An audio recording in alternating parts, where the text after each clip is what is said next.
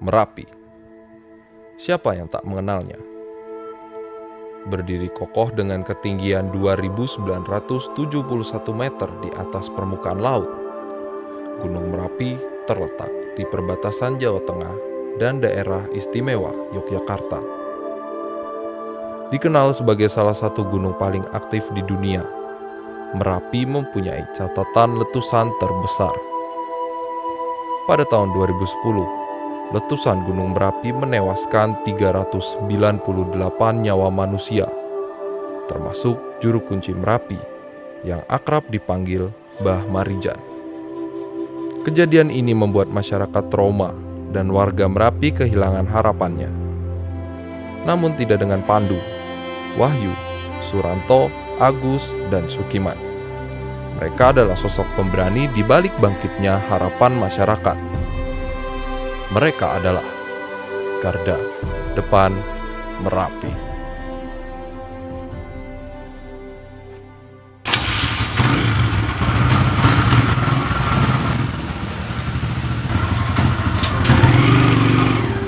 Pandu. Ia adalah anggota dari PMI Pakem Yogyakarta. Hobinya mengendarai motor trail dan jiwa seorang sukarelawan yang dimilikinya menghantarkan kenangan tersendiri pada kejadian letusan Merapi tahun 2010. Pada saat itu, tim SAR mengabarkan bahwa ada sebuah keluarga di Kali Adem yang terjebak dan membutuhkan oksigen. Sedangkan keadaan tidak memungkinkan mobil untuk naik ke atas. Dengan tekad berani, Pandu menggunakan motor trail menawarkan diri untuk mengantarkan oksigen ke atas. Jadi ketika kejadian 2010, ketika saya mendengar ada warga yang terjebak di rumah di sini, rumah Pak Ponimin. Pak Ponimin itu jadi warga Kali Adem. Itu saya dari bawah naik motor trail saya naik sini, tapi tiba-tiba di sini jadi debu panas itu sangat tebal. Motor saya nggak bisa gerak, spin, akhirnya motor saya lempar, terus saya lompat pondasi. Nah ketika mau lompat pondasi saya lari terus jep, ternyata abunya sangat panas, terus membuat kaki saya jadi melepuh seperti itu. Nah terus warga yang terjebak di sini kita turun bersama lewat jalan sini. Dulu di sini aspal, sekarang sudah tidak ada. Proses penyelamatan ini juga meninggalkan bekas luka pada kakinya akibat terkena abu panas. Nah, untuk kaki ketika luka itu jadi bisa dapat saat motor saya lempar, saya lari ke atas pondasi, ternyata kaki saya juga masuk ke dalam abu panas tersebut. Saya kira abunya, ya panasnya pohon sangat panas lah untuk abunya itu. Jadi sedikit meninggalkan luka, jadi luka bakar ya di di kaki saya. Luka kaki. Jadi sekarang seperti ini. Untuk lukanya ya sampai sekarang nggak bisa hilang.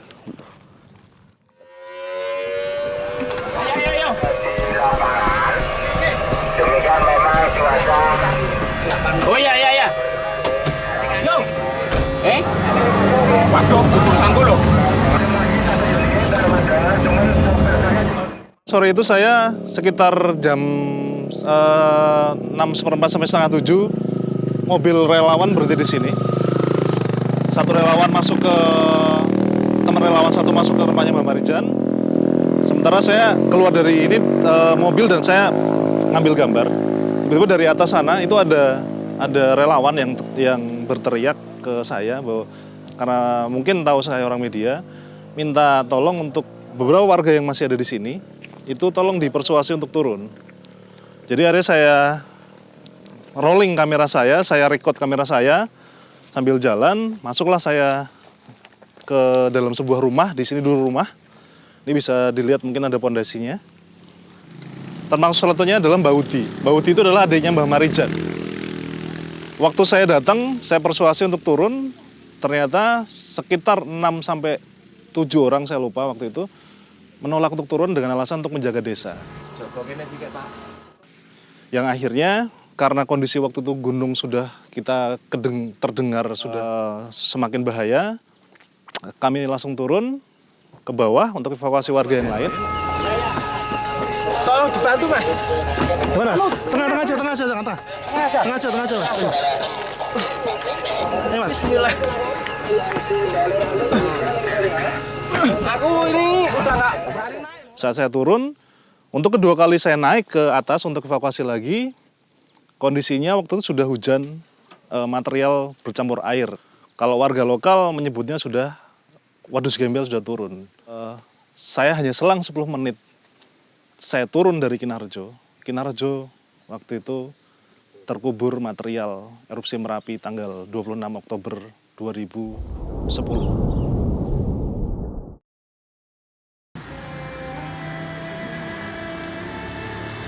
Ia adalah Suranto, ketua dari PMI Pakem, Yogyakarta.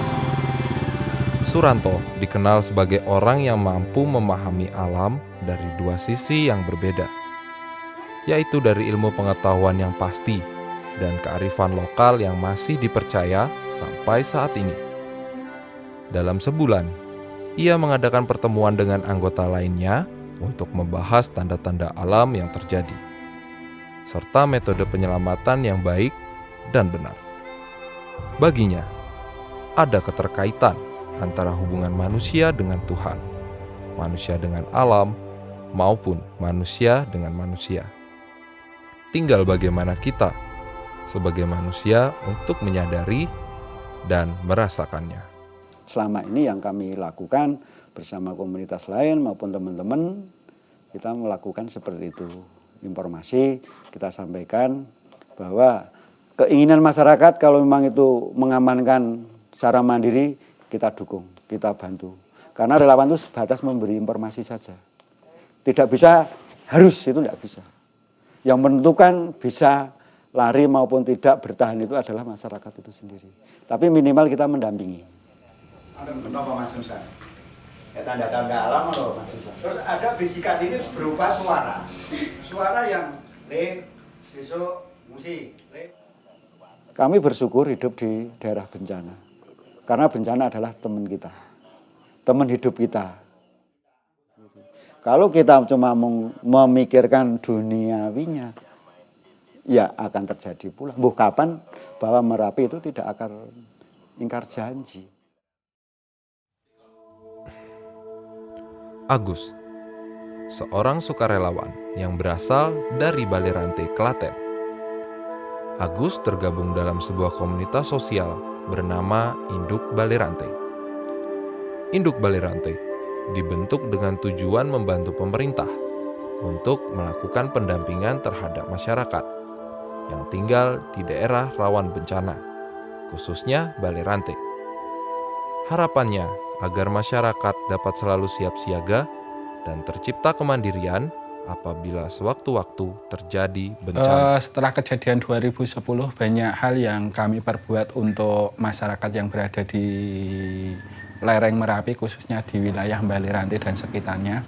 Yang pertama, kami dalam rangka mengurangi adanya risiko bahaya, kami selalu mengadakan seperti program pendampingan masyarakat, kemudian melakukan pelatihan-pelatihan untuk evakuasi, dan juga melakukan pantauan secara terus-menerus setiap hari selama 24 jam non-stop. Sehingga dengan adanya program-program seperti itu, harapannya kami apabila nanti sewaktu-waktu Merapi itu ada aktivitas, kami langsung bisa memberikan sebuah informasi kepada masyarakat, atau bahkan masyarakat itu sendiri langsung memahami ini ada tanda-tanda Merapi, sehingga paling enggak nanti bisa mengkondisikan keluarganya sendiri untuk langsung bisa melakukan evakuasi. Dan ia adalah Sukiman, seorang sukarelawan yang berasal dari Deles, Klaten. Bagi Sukiman, bencana adalah suatu hal yang harus dihadapi, bukan ditakuti. Hidup nyaman bersama ancaman selalu menjadi cita-cita Sukiman. Cita-cita inilah yang menjadi tujuan Sukiman dalam mendirikan Jalin Merapi. Jalin Merapi, sebuah radio komunitas yang berperan besar dalam pengurangan resiko bencana. Disiarkan setiap hari oleh warga sekitar secara bergantian, Jalin Merapi disesuaikan dengan minat masyarakat sekitar. Setiap letusan Merapi itu menjadi pembelajaran buat kami warga Merapi. Setiap individu itu harus mempunyai kesiapsiagaan. Nah, langkah pertama yang dilakukan, kita harus setiap saat warga itu mendata anggotanya. Apa yang dimiliki, berapa anggota keluarganya, kendaraannya berapa, sapinya berapa, kambingnya berapa. Kemudian kita juga berteman dengan desa yang lain yang akan kita tempati. Apakah desa ini mempunyai air yang cukup untuk kami mengungsi? Apakah ada tempat yang lapang untuk ternak-ternak kami gitu? Apakah juga ada sekolahan yang untuk sekolahnya anak-anak kami? Prestasi Sukiman tak hanya berhenti di situ. Radio Jalin Merapi yang didirikannya telah sampai ke mancanegara. Beberapa di antaranya adalah di Jepang pada tahun 2013 dan di Jenewa, Swiss pada tahun 2014. Pada tahun 2013 kami juga diundang di acara PBB di Ecoshock Jenewa, Swiss sana. Itu juga diundang untuk menceritakan apa peran-peran radio komunitas dalam penanggulangan bencana, pengurangan risiko bencana. Salah satunya kenapa radio komunitas sampai mampu mengelola pengungsian sendiri. Bagaimana menggunakan berbagai media sosial, berbagai alat itu kita jadikan untuk alat komunikasi yang cepat, tepat, akurat untuk penyelamatan warga. Mereka bukan sukarelawan, melainkan anggota dari badan resmi pemerintahan. Melakukan pekerjaan dengan alat-alat canggih, mereka melengkapi keberadaan sukarelawan. Bagi mereka, peran sukarelawan sangatlah besar. Mereka adalah Uut dari Pusdalops, Nurkolik dari BPPTKG, dan Yuli, seorang pengamat dari BPPTKG. Pusdalops atau Pusat Pengendali Operasi yang dimiliki oleh BPBD Yogyakarta, tempat di mana setiap saatnya masyarakat dapat melaporkan musibah yang terjadi. Banjir, jembatan putus, pohon tumbang, atau kebakaran. Laporan kejadian ini bisa didapat dari radio, telepon fax, maupun HP. Di dalam kantor Pusdalops terdapat beberapa radio komunikasi yang aktif selama 24 jam. Beberapa di antaranya terhubung dengan BPBD Pusat, SAR, BMKG, dan masyarakat umum.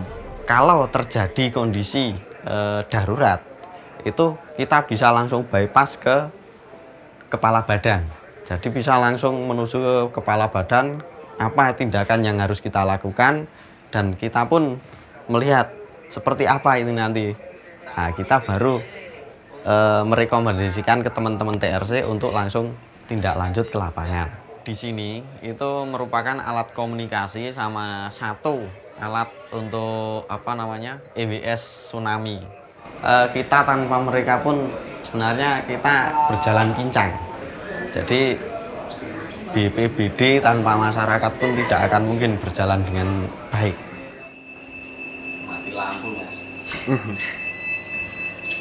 Biasanya langsung ngangkat anunya.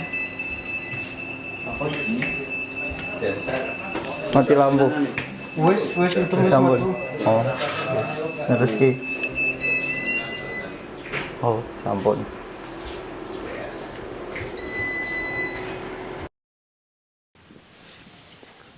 Di Merapi ini luar biasa. Jadi jiwa kerelawanan masyarakat Merapi ini sangat tinggi. Dan itu tidak hanya bagi masyarakat di Merapi, tinggal di Merapi, ngurusi Merapi, tapi juga di Sinabung, saya lihat di Kelut itu banyak sekali relawan-relawan dari Merapi yang ikut membantu di sana. Itu karena memang energi kerelawannya ini sangat tinggi sekali. Nah, di 2010 memang itu bukan hanya pekerjaan pemerintah saya kira, tapi justru malah masyarakat dan komunitas ini sangat banyak sekali perannya. Namanya Yuli, seorang pengamat di pos pengamatan Gunung Merapi, Babadan. Setiap hari, ia harus melewati jalan tambang yang sulit untuk sampai ke pos.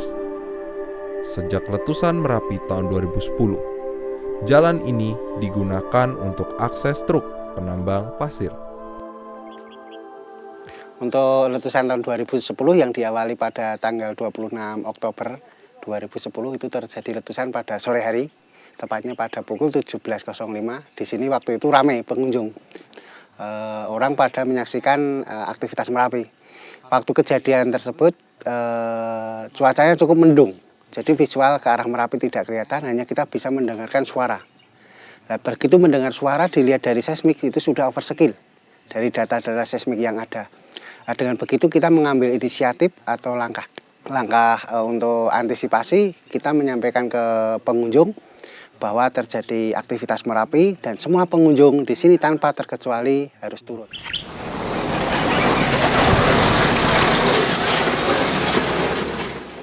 Oke. Untuk jalur evakuasi ya, sebetulnya itu namanya jalur evakuasi. Sebelum 2010 jalan itu bagus. Tetapi karena letusan 2010 itu banyak material yang ada di alur sungai, terutama yang ada di alur Kali Senowo. Dengan adanya endapan yang ada di situ terbawa oleh air. Nah, di situ banyak ditambang, diambil galian golongan senya, diambil pasirnya, diambil batunya. Itu yang mengakibatkan jalan yang ada di menuju ke pos Babadan yang dulunya bagus, sekarang jadi rusak. Pengamatan yang kita lakukan, pertama kita pengamatan visual. Itu yang kita amati perubahan asap, perubahan morfologi, terus ada suara-suara. Suara-suara itu maksudnya suara dari gunung, kan kadang ada batu jatuh, ada suara yang lainnya. Terus secara seismik, secara instrumental kita memantau dengan menggunakan peralatan. Ada seismik, ada EDM, ada tilmeter, ada GPS, ada menggunakan peralatan-peralatan yang lain. Itu sistem pemantauan kami.